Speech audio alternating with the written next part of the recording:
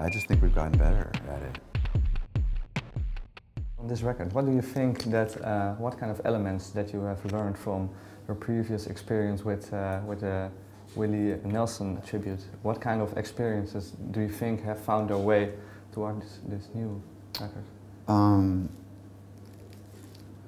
A couple, really. One being, I think we learned a lot about, or I learned a lot about how to make records in terms of production. From making the Willie record, I think was a huge step forward for me as a recording engineer and producer. And so I learned a lot about how to get a certain sound that I was looking for, and I think was able to get it on this record, and also on To Willie. I think we got it pretty well, which is I think a certain sort of warmer, vintage, kind of analog-y sound. Yeah, like I've read, like the 70s sound. Yeah. Exactly. Yeah, those were huge touchstones. Yeah. Why did you want to achieve that kind of sound? I think those records somehow sound so, like from back then, they sound so good. And as far as I know, I don't hear anybody who is making records that sound that good right now. How come do you think? I mean, you know, there's the big argument about digital recording versus analog and all that. But I don't know. I think technology, recording techniques have changed, and some of it's obviously for the better.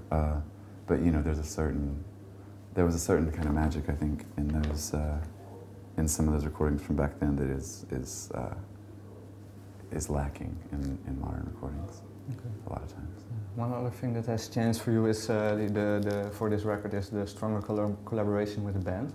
What did that whole whole collaboration brought to the sound of the recording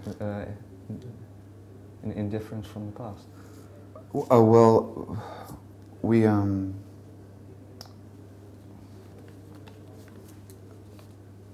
recording, knowing that I had this band of guys who are really phenomenal musicians, sort of, I think, freed me up to write the record knowing that it would be fleshed out by those kinds of sounds. And because we toured with this lineup basically from the time we made To Willie, you know, during all that touring, and became a stellar band during that time. And so yeah, it was, you know, it affected the writing of the songs. I think just knowing that would be how they were gonna be more of a fleshed out full band thing. Yeah. How long did you want to do that? Was it maybe on earlier records as well that you wanted to do certain things sound-wise that couldn't be done because you had no experience with it? No, yeah, maybe. I mean, but also, I mean, yeah. I think again, it's just we all have just grown as musicians and as artists, as what we do. The other, you know, all the earlier records.